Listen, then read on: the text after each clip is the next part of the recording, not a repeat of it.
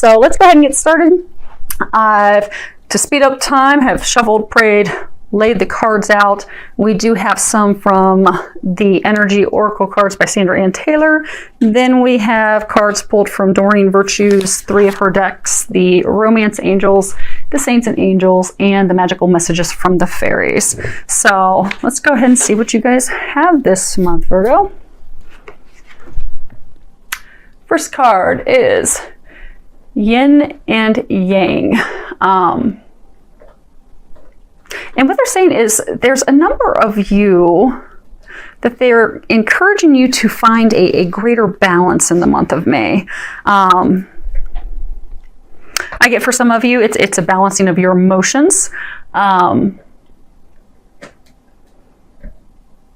Because what they're saying is, for some of you, with not wanting to deal with a certain situation or a certain person. So for some of you, there's been conflict with your significant other, your spouse. For some of you, there's been conflict with, work and trying to make the decision on, whether to stay with the company, leave the company. But it's brought about some emotional turbulence. So they're saying that it's twofold. The first thing is to find balance with your emotions, to balance and bring more positive thoughts into play and into mind.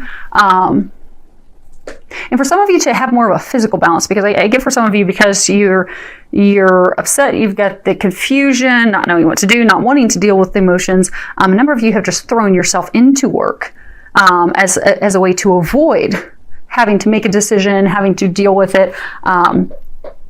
So you've just thrown yourself into work. So what they're encouraging you to do in the month of May is to find a place of balance, because that is going to help shift and transform things for the better.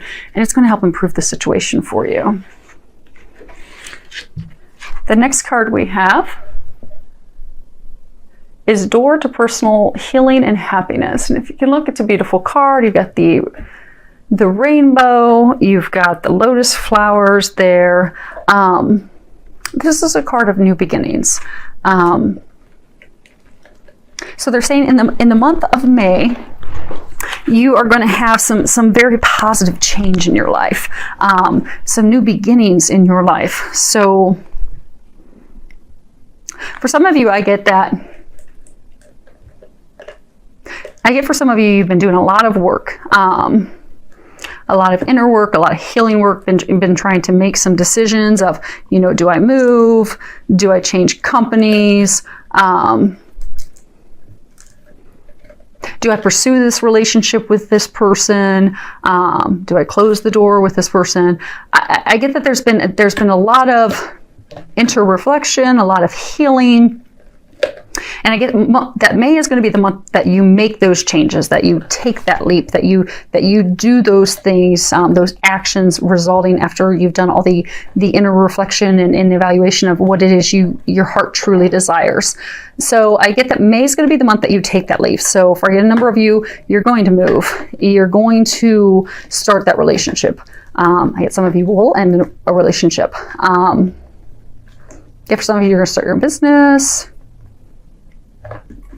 They're saying some of you are going to start your family in the month of May. You've been contemplating, do we start a family or not? And May is going to be the month that you do. And then I'm getting for a smaller number, because they're saying most of you, they're congratulating you on all the work that you've done.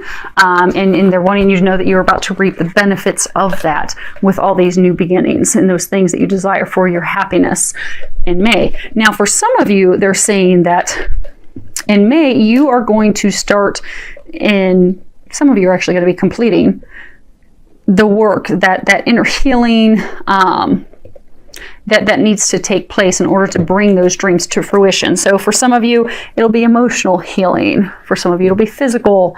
For some of you, I get that, a very small number of you, I get that it will be like breaking an addiction, like alcoholism, some like food addictions. So they're saying that in May that they're going to be encouraging you. They're going to be there to help you. Just ask for their assistance. They will help you make those changes. They'll help you take those leaps. And for those of you that are going to be really taking the leap and completely moving and getting a new job and everything, just help them that you're just needing the help. Just ask them, because they're going to help you. They say that they've already laid the foundation. So just ask for their help, and they will give you the guidance and the next steps of what you need to do to bring those changes about. Okay. Next card we have is express your individuality. And on the bottom it says, allow your true self to shine because you're awesome. Okay. So, they're giving me some more information. Okay. So what they're saying is, you know how they were saying a lot of you have done a lot of personal growth, a lot of going inward and reflecting on everything that you desire and what would truly make you happy. And there are a number of you during this time of personal growth and development and really getting on path with what it is that you desire and who you really are. You've changed from who you used to be. And now you're worried, I'm not who I was. I'm different on the inside, I'm different on the outside. And will my family, will my friends, will my coworkers, will they really embrace me and accept me as I am, or will they shun me? So because of that fear that they won't embrace you and your new awesomeness, because you've emerged as this big, beautiful butterfly. You went into your cocoon as a caterpillar, you did all your reflection, you got on path with who you really truly are, which is amazing and awesome, and you've emerged as this butterfly, but you're afraid to share that. They're encouraging you to share that, to let people know that, because what you're going to find is that they love you as you are. And for a number of you, I get that, you're afraid to share this with people at work because, oh my gosh, they're going to judge me. And, for a number of you, it's like, say, now you're into spiritual stuff. You weren't into spiritual stuff before.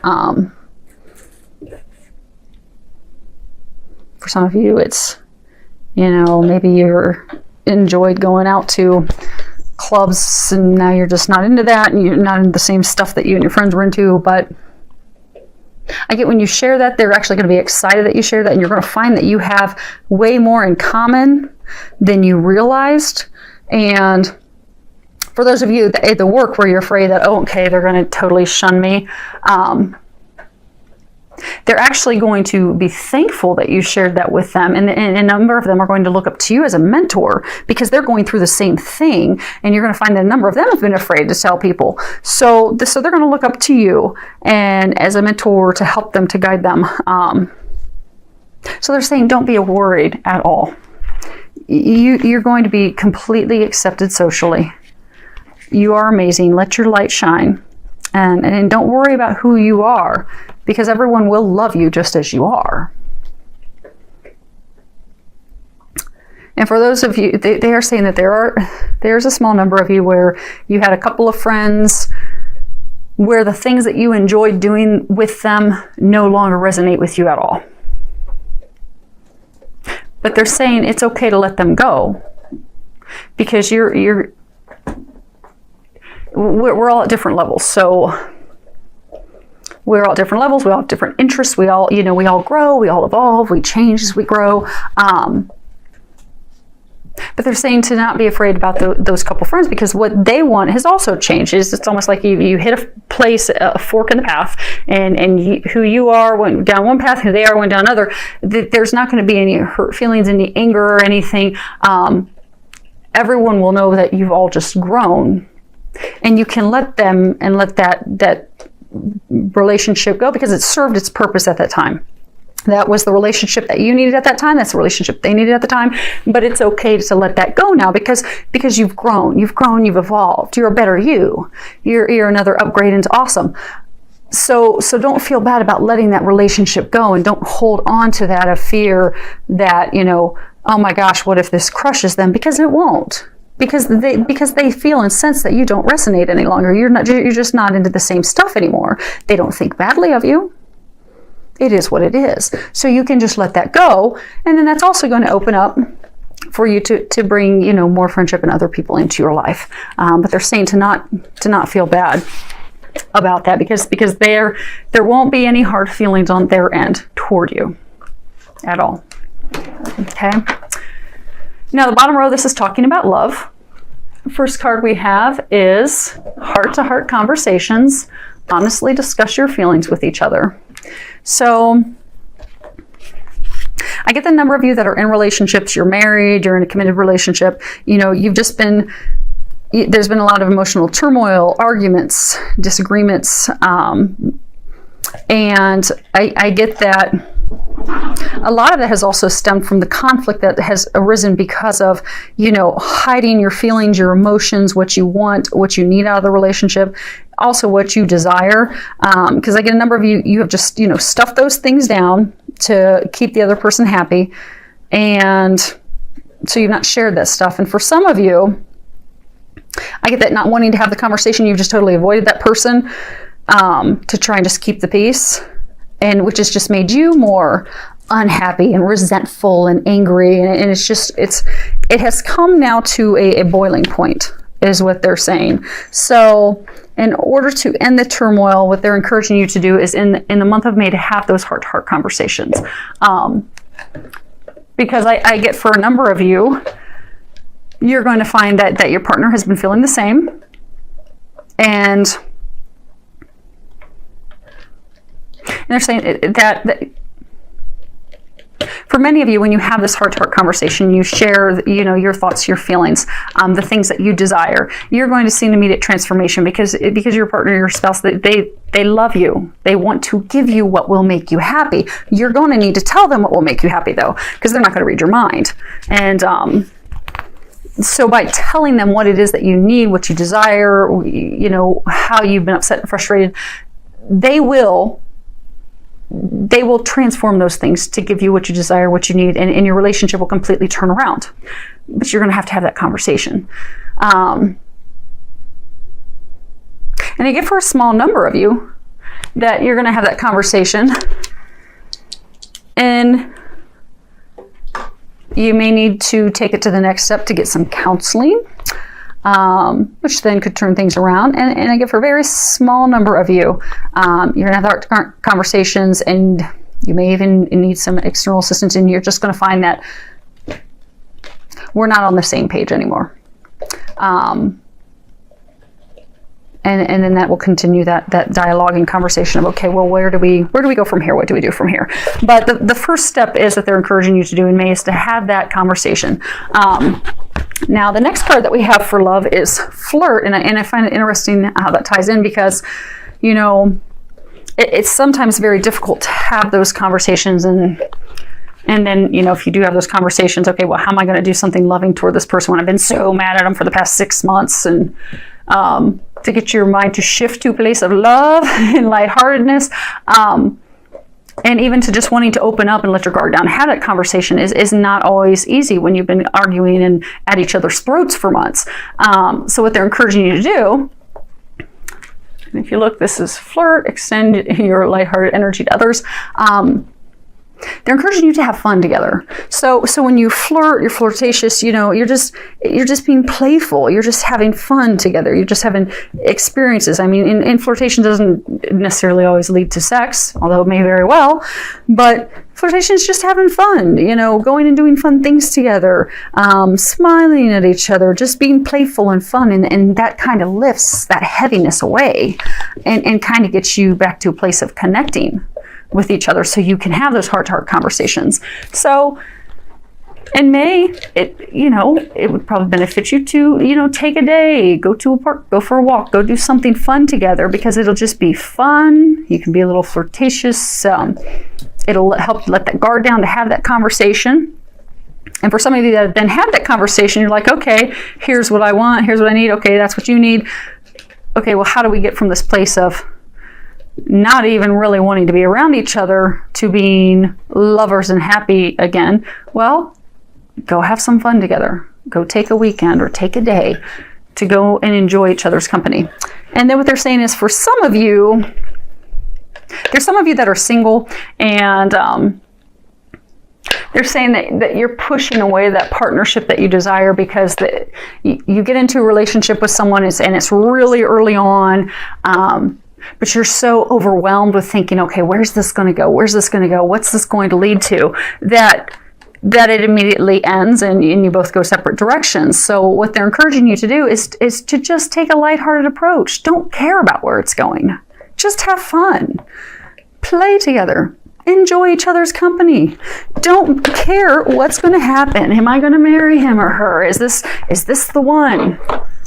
Doesn't matter. Just have fun. If nothing else, it's an experience for you. You can have some fun together. But that lightheartedness, that fun, that lack of expectation, if they are the one, we'll keep them there and we'll keep the relationship growing. And by not having that lightheartedness, by being so heavy and so focused on the outcome and expectations, they could be the one and you could very well push them away.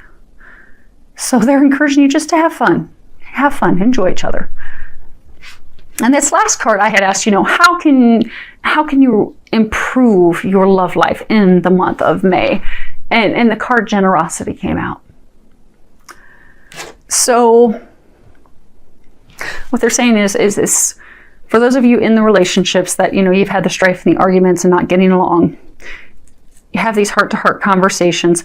Come from a loving, kind place, being generous to your lover. Don't be hurtful. Don't be cruel. Come from a loving place. Be generous that way. And then for after the fact, you have the conversations, okay, where do you go from here? Be generous in that too. Maybe you're still angry and hurt and upset with them, but go get her some flowers. Make him some coffee. Do those nice, kind, considerate things for them, and you will watch your relationship shift. You'll watch that spark come back. But it all stems with you being generous and loving toward your partner. And they're encouraging you to do that in May, because that is the key thing that will help shift and turn things around for you guys.